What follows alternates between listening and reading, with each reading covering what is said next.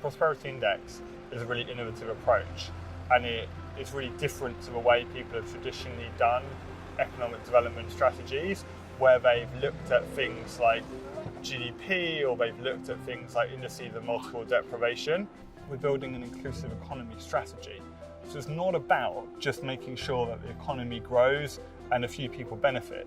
People don't behave in a way economists sometimes think they behave, in kind of a rational economic way. So people's income might have gone up, but actually they might feel poorer as a result. The employment might be precarious. It allows us to really think about people's lived experience, which you wouldn't get from a conventional approach.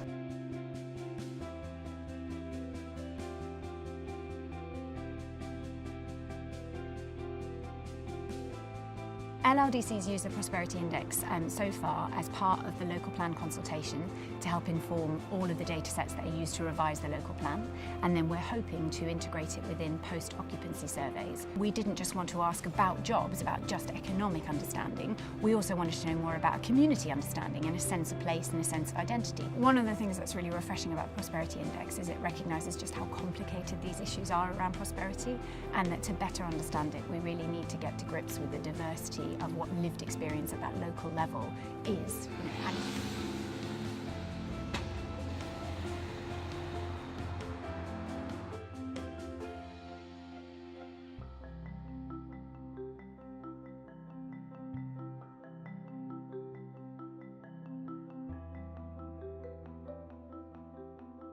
Some of the sort of top-down headline figures around GDP and employment don't necessarily speak to the reality of people's everyday lives. The London Prosperity Index is a really useful measure to think more closely about some of the social determinants of prosperity and to think around what the unforeseen impacts of things like insecure employment might be.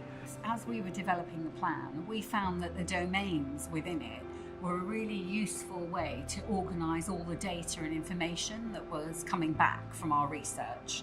Really, in that respect, it was invaluable as we were developing the plan.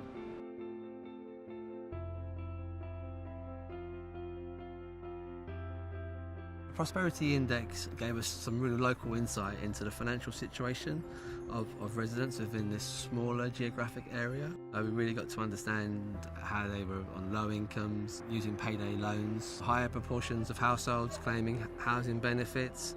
We had one of the highest rates of childhood obesity. So all of that together helped us to pinpoint this as an ideal location for a community supermarket.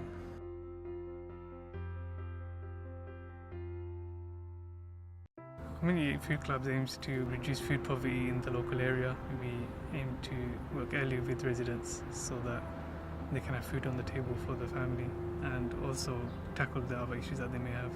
Based on the success of the first Community Food Club in Eford, we're planning to open 2 more sites.